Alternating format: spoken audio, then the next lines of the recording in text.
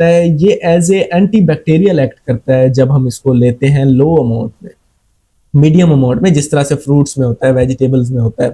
तो जब ये विटामिन सी हम लेंगे तो होगा ये कि हमारी जो बायोफिल्म ने बनना है वो ठीक से बनेगी नहीं, जो उसकी स्ट्रक्चर है वो डिसरप्ट हो जाएगी और बायोफिल्म बनेगी तो वो लॉस हो जाएगी, ठीक से रह नहीं सकेगी, अटैच नहीं कर पाएगी आपके दांत के साथ बायोफिल्म। पहला स्टेप। दूसरा ये कि ये जो विटामिन सी है ये उस बायोफिल्म के अंदर मौजूद जो बैक्टीरियाज हैं, जिनमें स्टेफ ऑरियस है और स्ट्रेप्टोकोकस म्यूटेंस है, जो कि कैविटी भी काज करते हैं, जिंजिवाइटिस भी काज करते हैं, स्टेफलोकोकस सैंग्विस है, ये सारे बैक्टीरियाज इनको, इनकी कॉलोनी को ग्रो नहीं करने देती और इनको किल कर देता है विटामिन सी। तो इन दो जो एक्शंस हैं, इन दो एक्शंस की हेल्प से हमारी जो बायोफिल्म है वो बन नहीं पाती और जो हमारा जो प्लॉक है वो बनता ही नहीं है, तो फिर बाद में कैलकुलस ने क्या बनना है। तो विटामिन सी इस चीज के लिए हेल्प करता है। अच्छा, और विटामिन सी के और क्या फायदे हैं, वो ये कि जिंजिवाइटिस जो है उसको ये बहुत ज्यादा हद तक रिड्यूस करता है। जिंजिवाइटिस क्या है? जिंजिवाइटिस बेसिकली देखें इन्फ्लेमेशन है हमारे गम्स की, और ये इस इन्फ्लेमेशन से हमारे मुंह से बदबू आती है, हमारी ब्लीडिंग गम्स होती है, कुछ खाते हैं, कुछ हम ब्रश भी करते हैं तो ब्लीडिंग होती है। तो जिंजिवाइटिस के लिए एक दो चीजें बड़ी इंपॉर्टेंट है। जब जिंजिवाइटिस होता है बॉडी में तो हिस्टामीन बहुत ज्यादा रिलीज होती है, केमिकल है, और मास्ट सेल्स, ये दोनों चीजें मिलके हमारी ब्लीडिंग को भी बढ़ाती हैं और इन्फ्लेमेशन को भी बढ़ाती हैं। और जब ये विटामिन सी हमारे बॉडी के अंदर पूरा हो तो ये एंटी हिस्टामीन के तौर पे एक्ट करता है और मास्ट सेल्स की जो प्रोडक्शन है उसको भी मिनिमाइज करता है। तो इन दो स्टेप्स एक्शंस की वजह से हमारी जो जिंजिवाइटिस है वो भी कंट्रोल हो जाती है। और इसके अलावा इसको कहा जाता है साइलेंट या इनविजिबल ब्रश।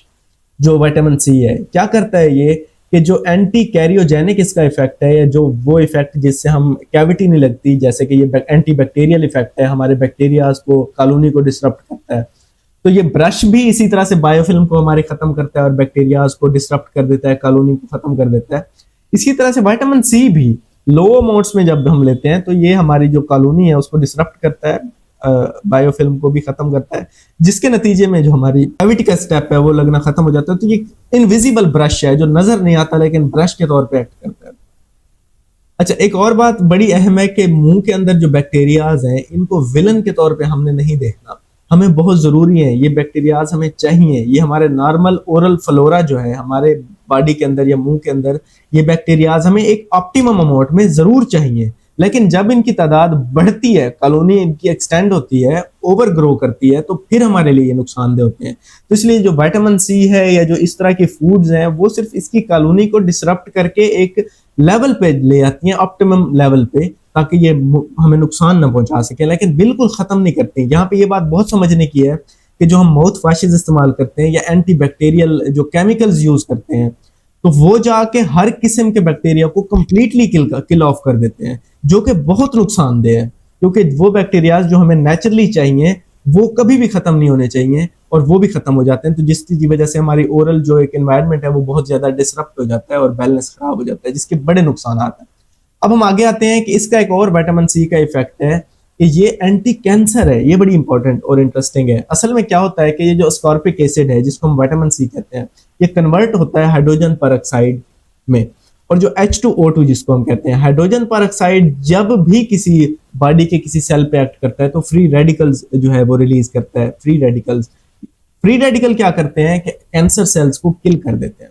अब आप सोच रहे होंगे कि नॉर्मल सेल्स को भी तो ये किल कर देगा, फ्री रेडिकल है तो, लेकिन इंटरेस्टिंग बात यह है कि जो नॉर्मल सेल्स होते हैं वो इन फ्री रेडिकल्स को, या जो हाइड्रोजन परऑक्साइड है, इसको ही खत्म कर देते हैं, डिसॉल्व कर देते हैं, हाइड्रोजन परऑक्साइड को पानी में कन्वर्ट कर देते हैं जो नॉर्मल सेल्स हैं। लेकिन जो कैंसर सेल्स हैं वो इसको कन्वर्ट नहीं कर पाते, तो जिसके नतीजे में वो कैंसर सेल्स इसका शिकार हो जाते हैं, वो खुद मर जाते हैं। तो ये एक बहुत बड़ी और एक अच्छी रिसर्च थी जो मैंने आपसे शेयर की, और इसके ये जो सारी मैंने डाटा इकट्ठी की रिसर्च आर्टिकल से वो मैं आपसे डिस्क्रिप्शन में भी शेयर कर रहा हूँ। उनको भी अगर आप डिटेल में इन सारी बातों को आप पढ़ना चाहते हैं तो आप पढ़ सकते हैं। अच्छा, आप कंक्लूजन इसमें मैं आपको बता दूं कि आपको विटामिन सी की जो फूड्स हैं वो लेनी है। उससे ये होगा कि आपकी जो मतलब है जो एक प्लाक बिल्डअप है, बायोफिल्म बिल्डअप है, ये आपका कम हो जाएगा और कैलकुलस नहीं बनेगा और आपके दांत हेल्दी रहेंगे, आपकी कैविटी नहीं लगेगी। इसमें जो भी जितनी भी हमारे पास मिर्चें हैं ये रिच हैं। इसके अलावा जो हमारा अमरूद है ये रिच इन विटामिन सी है, इसमें विटामिन सी बहुत ज्यादा है। इसके अलावा जितने भी सिट्रिक एसिड वाले जो जिसमें मतलब है कि आपको तुर्श जायके वाले जितने भी फ्रूट्स हैं, जिसमें लेमन है, जिसमें माल्टा है, इनमें विटामिन सी बहुत ज्यादा है, तो ये मैक्सिमम यूज करें। तो वेजिटेबल, ग्रीन वेजिटेबल्स जितनी भी हैं इन सब में विटामिन सी है, तो इनका इस्तेमाल करें, अपनी डाइटिंग हैबिट्स को अच्छा करें, ताकि आपकी जो दांतों के प्रॉब्लम्स हैं वो हल हो सके, वो सॉल्व हो सके। अगर ये वीडियो आपको इंटरेस्टिंग लगी है तो मेरे चैनल को जरूर विजिट करें और सब्सक्राइब करें। Thank you so much.